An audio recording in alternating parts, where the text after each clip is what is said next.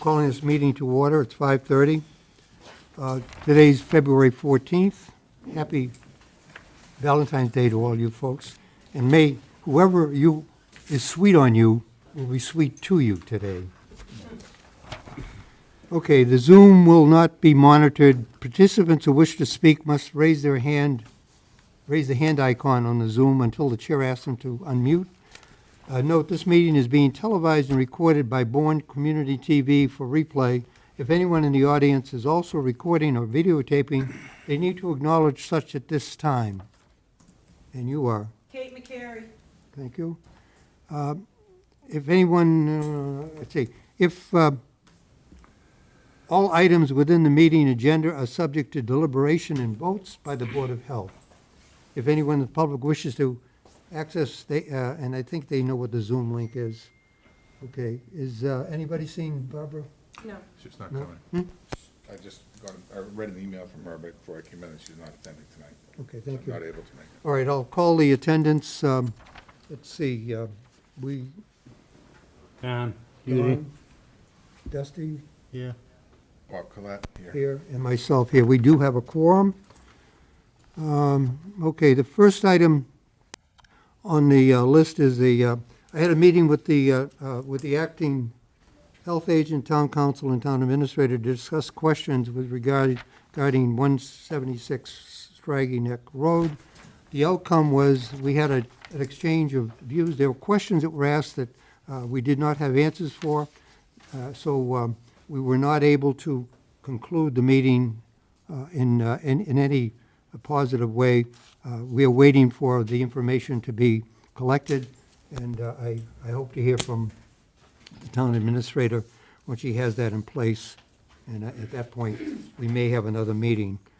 Okay, so that's all I have to report on that.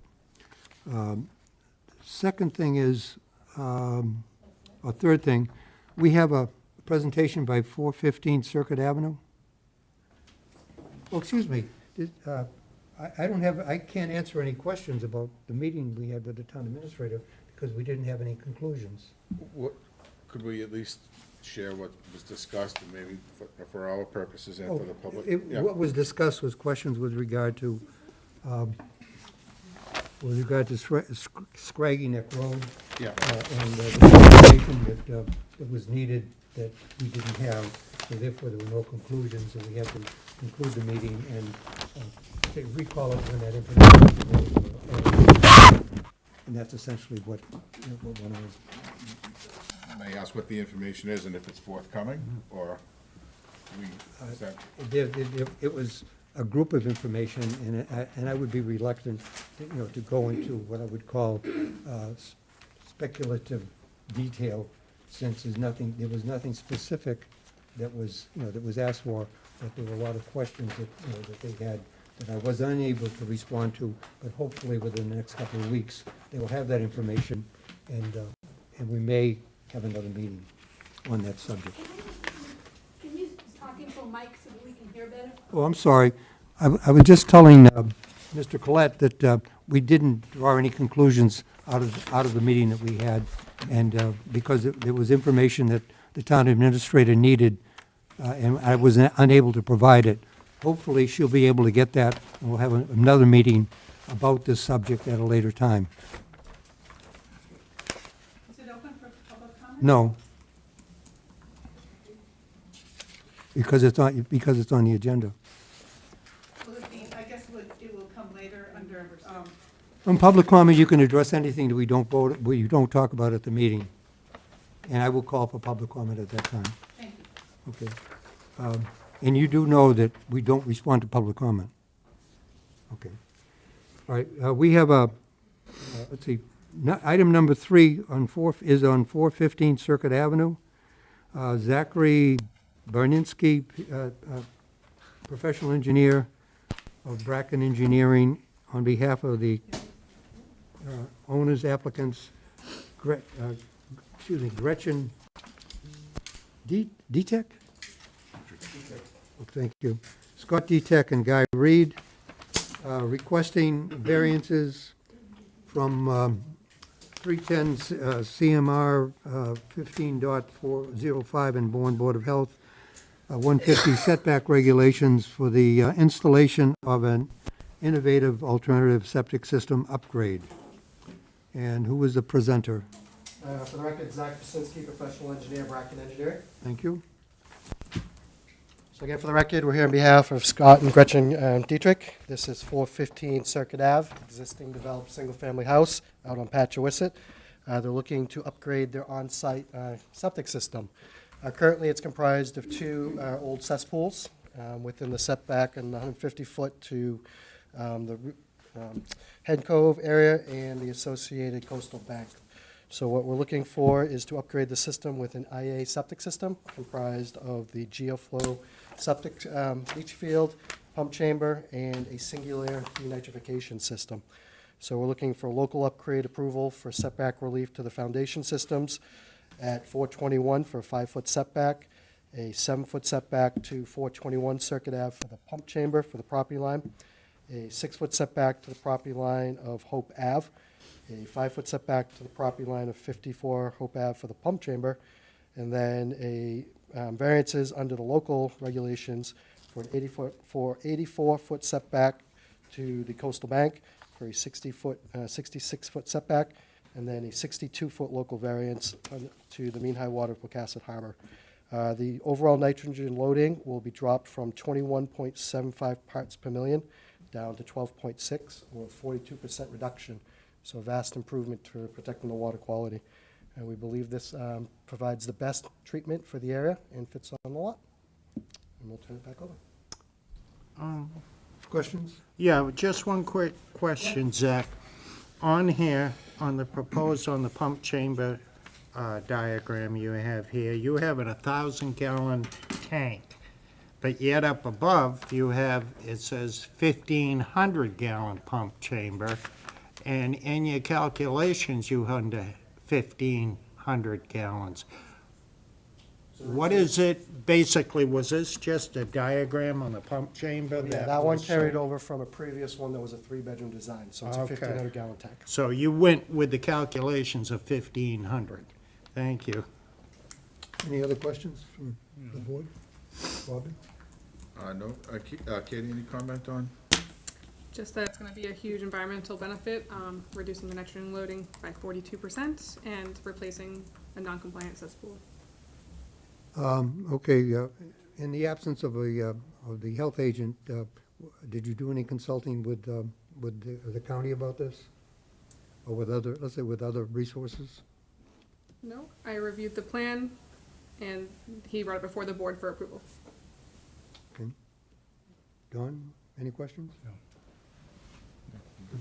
At this point, there being no further questions, I would entertain a motion to accept. I make a motion we approve to be done on 415 Circuit Ave. Is there a second? A second. There is a motion and a second. Is there discussion? Any discussion? Okay. Then I'm ready for a vote. All those in favor, roll call? Dustin? Yes. Paulie? Yes. And myself, aye. Thank you. Thank you very much. Next item on the agenda is the Health Department updates, updates on office protocols while Terry Durrani was on leave. Caitlin, you prepared? Yeah, so while Terry has been gone, all health department correspondence has gone through me. Stacy and Dion have been assisting with any information that needs to go through. Any board information has gone through me. We have reached out to Barnstable County and they have offered their services to have a registered sanitarian come review septic plans if need be. We've had her come one day to review a few plans to get those out of our bin. They've also offered the use of their Public Health Excellence Grant inspectors for any food, Title V, or hotel motel housing inspections that might come across that we need help with. We haven't had to ask for help for that. We're pretty good in that section on our own. We haven't had any issues so far. Any questions?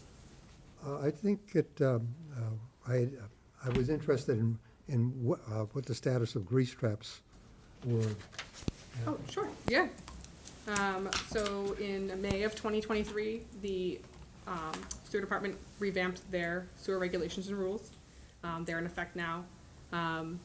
And they are in the process of sending out letters to all food establishments on town sewer to get a good record of what we have for internal and external grease traps, their monthly maintenance schedules, how often they get pumped, who pumps it, kind of putting the onus on the owners of the property to report back to DPW on a regular basis. The health department has a general idea of newer establishments, what we have in existence. Some of the buildings predate, our records, so we're not sure exactly what's in there. We do get pumping records that get submitted to us by the haulers on an annual basis, so they're not always right up to date. We have a large stack that we're going through with since the beginning of the year to enter into our databases. But it looks like the town is working as a whole in conjunction to bring people up to standards and make sure that they're following those rules. That certainly is good news. And the issue for myself, and I believe it would be shared by the board, that grease traps and lack of what I'd call adequate maintenance on these can be a source of serious hazard with regard to fire incineration. Now, there was one other thing that I had wanted, besides myself, how many people have submitted questions that would be posed to the sewer, to the well? So far, I believe it's just you. So if the board members would like to submit any questions or comments for any DEP members regarding the new well regulations and watershed permitting, so that I can send those to them and have them come to a meeting in, I believe, March is what we discussed, and address all those concerns. Do we have a date certain as to when they're coming? We don't. I will reach out to them as soon as you guys decide which one you want to have that on. Then I'm going to suggest that in order for them to set their schedule, that if you have questions to ask, okay, that you get them in before the 28th. Sure. Okay.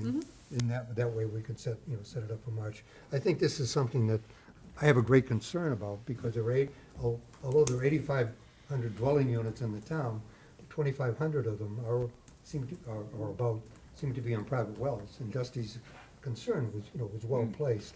So I would like to have this matter addressed so that we do have a workable regulation to protect our citizens that choose not to hook up to whatever external water supplies are available, and who Bill, can't. for that meeting date, would you like them to address both well and watershed permitting at that time? Or do you want to have two separate meetings with them? If we get them in town, I probably want to get, Okay. hear, do you agree with that? Hear as much as we can from them, because we probably wouldn't get them to come back a couple of Right. times. I think once is, that's asking a lot to begin with, so if they come once, we're probably lucky that we see them. that time. Exactly, Yeah. yeah. So, okay, so, yeah, tell them we're prepared to listen to anything that they have to say with regard to Yep. wastewater management, well regulations, and anything else that they think that boards of health, with regard to wastewater and water management, we'd like to hear from them, take advantage of their presence. Sure thing. Okay, and I guess that's you gave us the health department updates. I do have one other question for you guys, if Sure. you want to. Go ahead. Just a possible future board agenda item. Me and Bob were just at a meeting with the Bourne Substance Free Coalition, and a member of Learn to Cope was there discussing their nalox boxes that they are working to put up in municipal buildings throughout Cape Cod that will provide the availability of Narcan in public areas so people can react to any overdose situations. And I was wondering if you guys would be willing to hear them at a board meeting to see what their project is about and, vote to support or not support that kind of venture. I think that's worth hearing, because, we had all of the regulations change and update on nicotine involvement with tobacco, and the Narcan thing, does have some questions, I think, serious questions that people have, especially where the police were initially reluctant to carry the Narcan, what do you call it? The nasal spray. Yeah, Yeah. the hypodermic, Oh, yes, the needle. needles. So, yeah, I would like to, how can we ensure that we're doing a good thing, let's say, to save lives, but are we sure that we're not, adding an element of risk for people by, by just having anybody, Yeah. say, approach it? So, yeah, I would like to hear from them. I'll reach out to them. Okay, so, is there anything else Nothing from me? okay, who was signed up for public comment? Did anybody anticipate having a comment? One? All right, come up.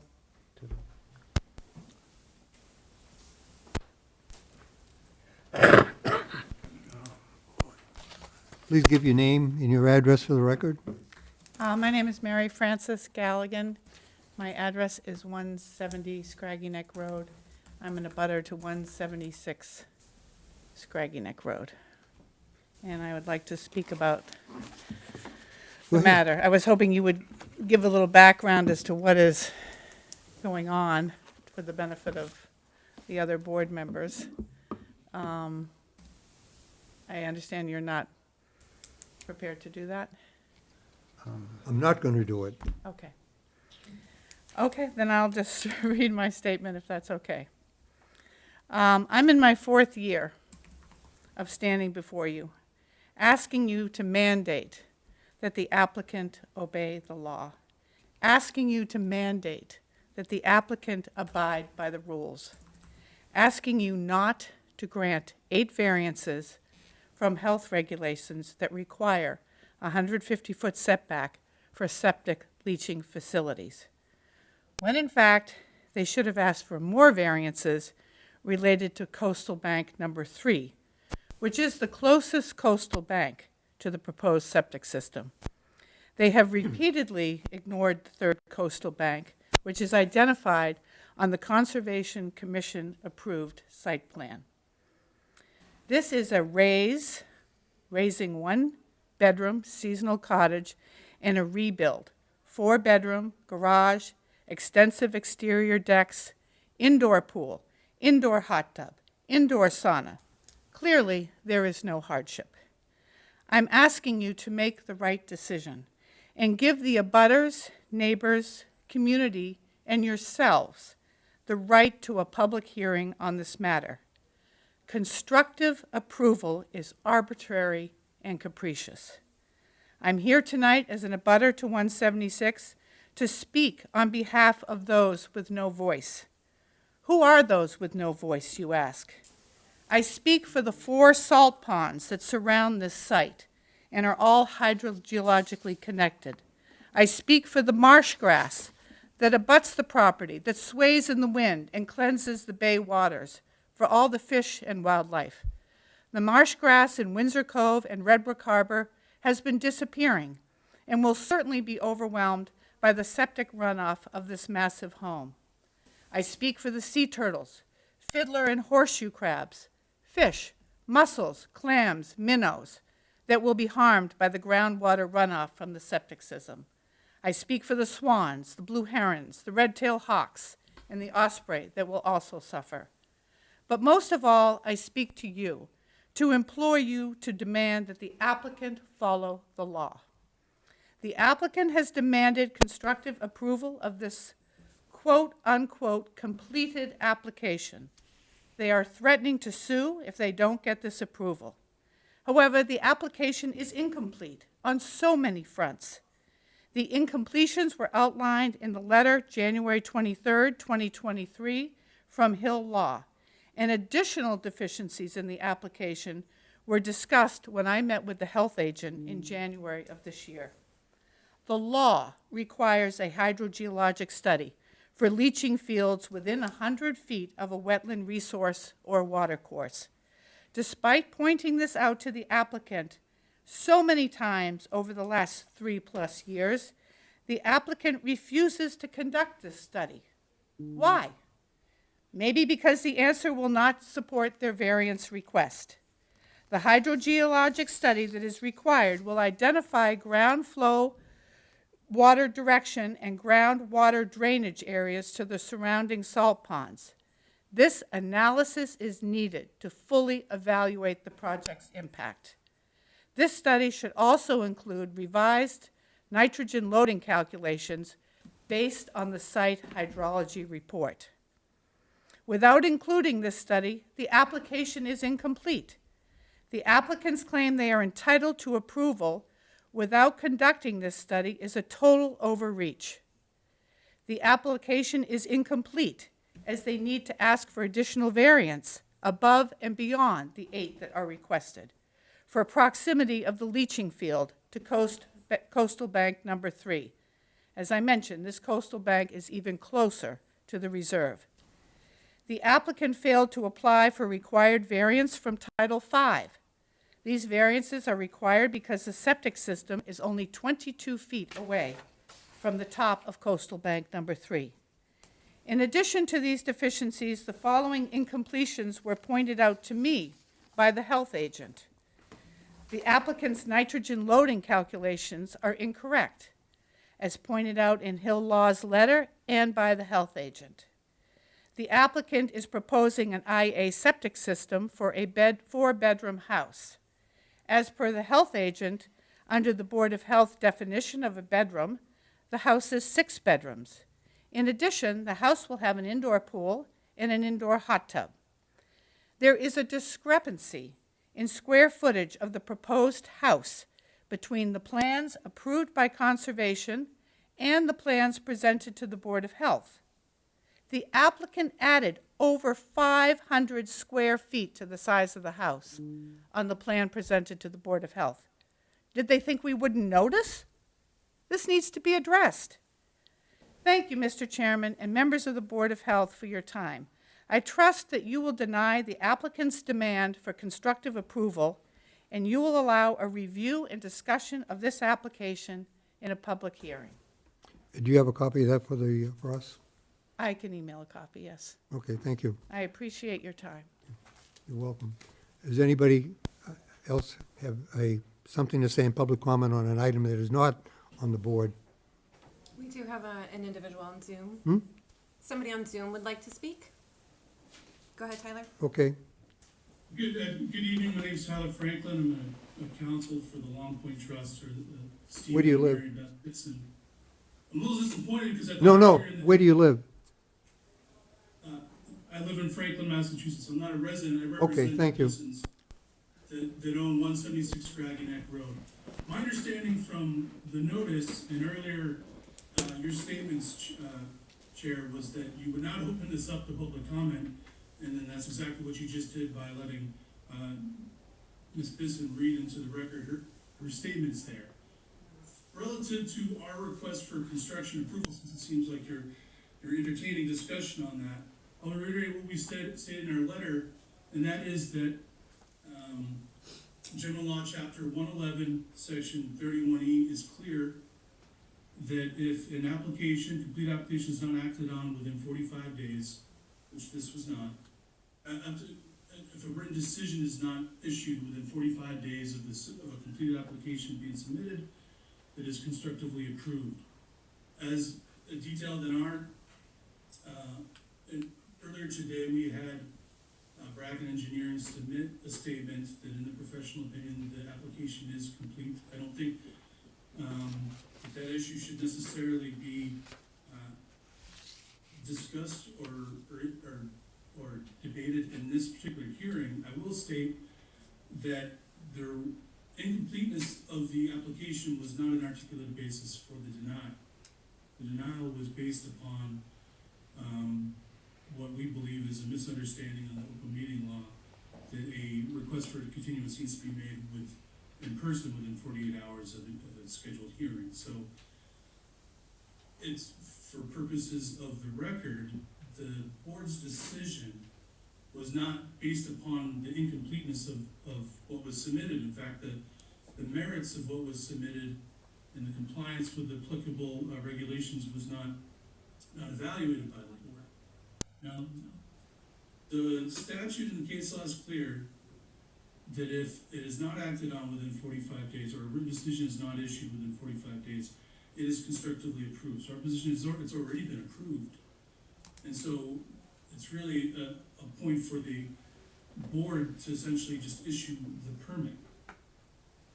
I guess I'm not understanding what additional questions need to be evaluated, and answered by the board. Perhaps you can enlighten me on that, and I can perhaps help in providing that information, but. Are you done? Well, that was a question. As of now, I don't understand. In what public the comment, board's there outstanding. will be no response to public comment. Okay, well, with that, I would just reiterate that we stand by what we sent in our correspondence. There will be no response to public comment. Anything else? No, sir. Thank you. Any other public comment?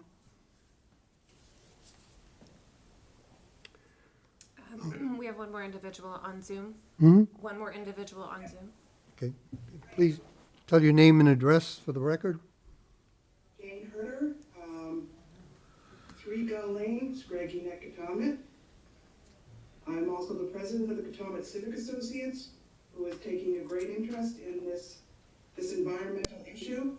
And I just want to ask rhetorically that,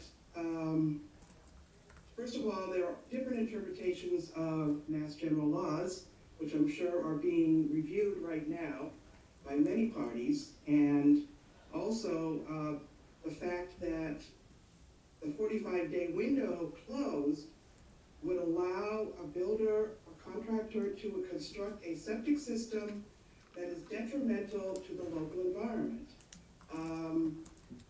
That's an administration error cannot allow a system that will be harmful to both people and wildlife and the quality of the water in Red Book Harbor, Hospital Cove, and other areas. That is my comment. Thank you. Any other comments? Hearing none, I'll close public comment. Next item on the agenda is comments of the board with regard to future agenda items. John? Anything? Bobby?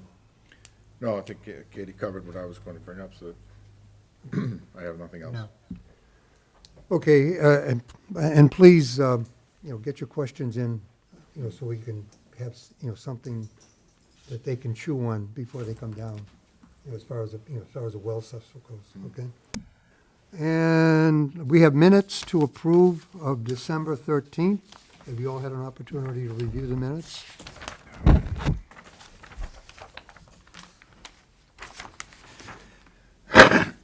Are there any amendments or suggestions? We'll start off with I'll ask for a motion to approve. I make a motion to approve the minutes of December 13th, 2023. Is there a second? A second. Okay, and on discussion, are there any amendments that need to be made to these minutes?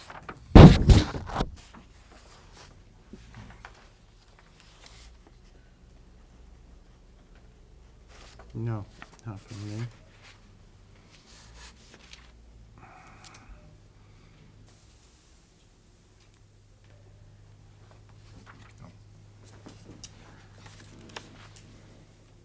None? And I have none. So all those in favor? Aye. Aye. Aye. Okay, and item number 9. I'll entertain a motion to adjourn. Second. No, I shall entertain a motion. I can't make a motion. Okay. Make a motion to adjourn the meeting. Okay. Is there a second? Any discussion? Hearing none. All those in favor? Aye. Aye. Thank you very much. Meeting's adjourned.